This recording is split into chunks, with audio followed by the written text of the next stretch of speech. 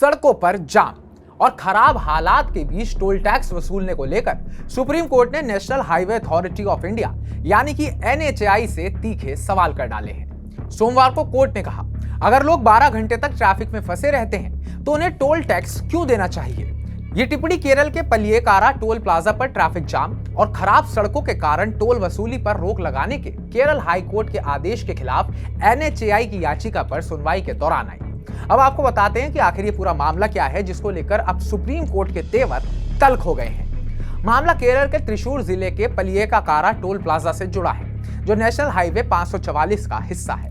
इस सड़क की खराब हालत और भारी ट्रैफिक जाम की वजह से केरल हाई कोर्ट ने 6 अगस्त को टोल वसूली पर रोक लगा दी थी। कोर्ट ने कहा था कि जब लोग खराब सड़कों और ट्रैफिक जाम की वजह से परेशान हैं, तो उनसे टोल टैक्स वसूलना गलत है।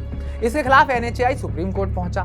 सुनवाई के दौरान chief justice B R Gavai, justice Vinod Chandran और जस्टिस एनवी अंजारिया की बेंच ने एनएचएआई से सवाल किया कि आखिर 12 घंटे तक ट्रैफिक जाम में फंसे लोगों से टोल क्यों लिया जाए।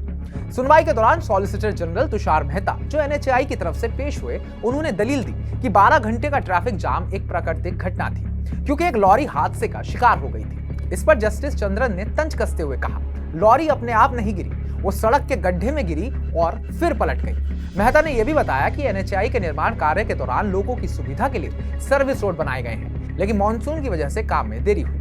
जस्टिस चंद्र ने तीखी टिप्पणी करते हुए कहा, 12 घंटे तक ट्रैफिक जाम में फंसने के लिए तो नेशनल हाईवे को लोगों को कुछ देना चाहिए। उन्होंने कहा कि सामान्य स्थिति में सड़क को पार करने में अधिकतम 1 घंटा लगता है, ट्रैफिक होने पर भी ज्यादा से ज्यादा 3 घंटे, लेकिन 12 घंटे का जाम तो बिल्कुल अस्वीकार्य है। ऐसे में टोल टैक्स में अनुपातिक कमी का सवाल ही नहीं उठता।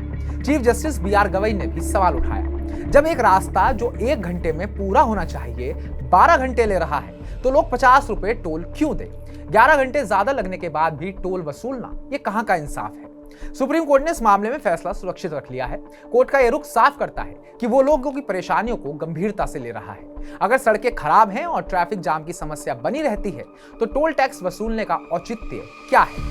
यह सवाल न केवल एनएचएआई बल्कि पूरे देश में सड़क प्रबंधन और टोल नीति पर बहस छेड़ सकता है। यह मामला सिर्फ केरल के एक टोल प्लाजा तक सीमित नहीं है। देश भर में कई जगहों पर लोग खराब सड़कों और ट्रैफिक जाम की वजह से परेशान हैं, फिर भी टोल देना पड़ता है। कल ही की घटना ले लीजिए, मेरठ टोल प्लाजा पर एक भारतीय सेना के सैनिक को बस इसलिए बांधकर लाठी डंडों से पीटा गया क्योंकि उसने वहां लगे जाम पर सवाल उठाए, क्योंकि उसकी दिल्ली से श्रीनगर की फ्लाइट थी और वो अपनी ड्यूटी ज्वाइन करने जा रहा था, जिसके लिए वो लेट हो रहा था।